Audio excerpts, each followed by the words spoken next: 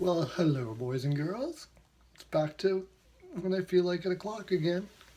And this is the Monday after our Sunday festivities of Well Lubed Twister.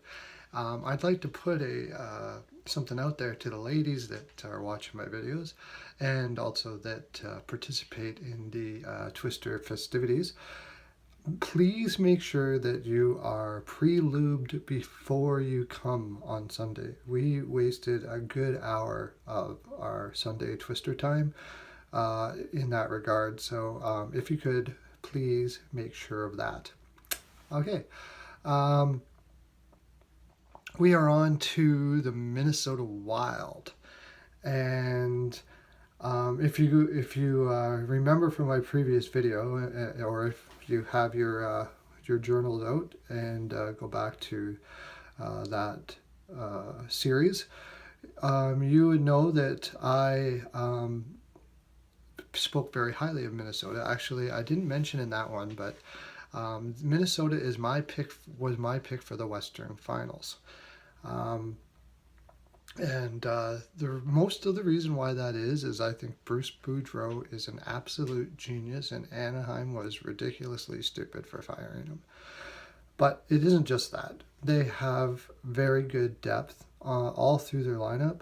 I actually was a little bit skeptical of the Stahl pickup, but he's brought new life. I thought he would be effective, but I honestly didn't know he would be this effective.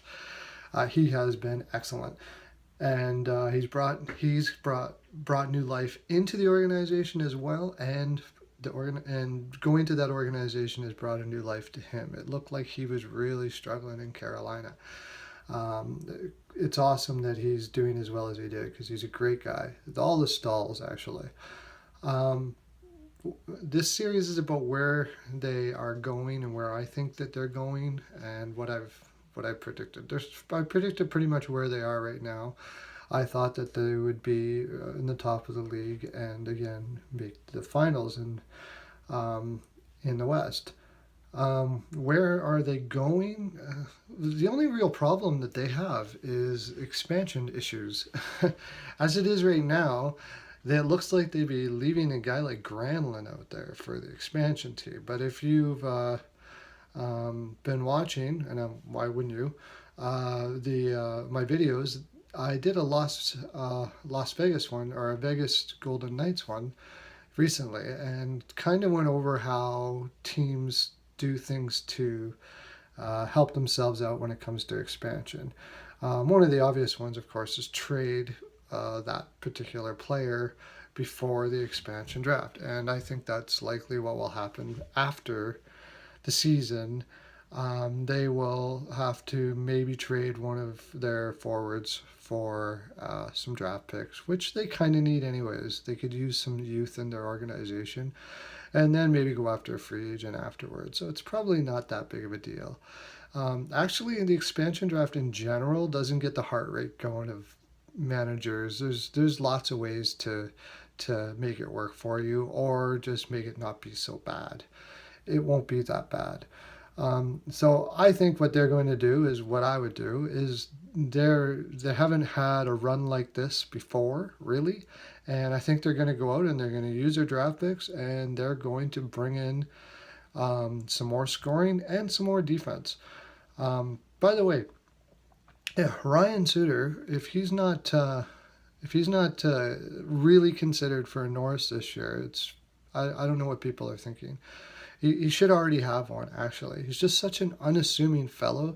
He's not very flashy, I guess you'd say, but he is solid. He never seems to make a mistake. If you just watch a Minnesota Wild game and just watch him play, and if you watch them a lot, ask yourself, does he ever make a mistake? He just never seems to make a mistake. He has great offense, and he can log like ridiculous minutes, like 33, 34 minutes a night, and he's actually fairly physical. He just does it in such a way that he's not trying to punish people necessarily. He's more concerned with puck possession, and their puck possession this year is fantastic, and you can thank Bruce Boudreaux for that. He is a genius at setting up systems that are best for his team to create puck possession.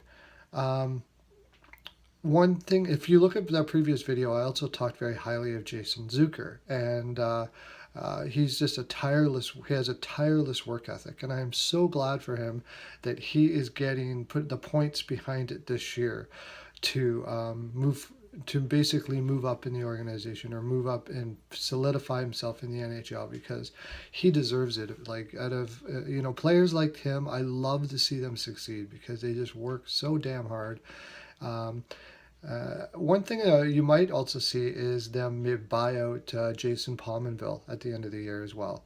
But now, what the team would do and I would do is probably similar. You're going to see the like draft picks, and you'll probably see a deep run in the playoffs. I had faith in Dubnik. Even when he was in Edmonton, it was quite obvious the talent that he had. But I never thought, honestly, he would be maybe top five in a goalie in the league. And that's fun to watch too, because when he was in Edmonton, there's another guy. He's just a class act and a really good guy. Like a guy that you just have to root for.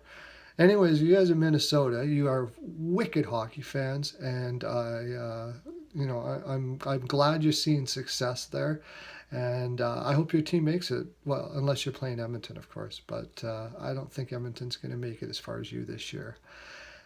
That's getting close to my full 42. Remember, I'm at my NHL Pearls of Wisdom on YouTube. Please look it up. Give it a like, give it a subscribe. Helps me a lot to be able to give you fine programming so I can progress and maybe give you a little bit of better lighting than this. And hey, maybe even a weave. Yeah. Have a great day, everyone. Lots of love to you.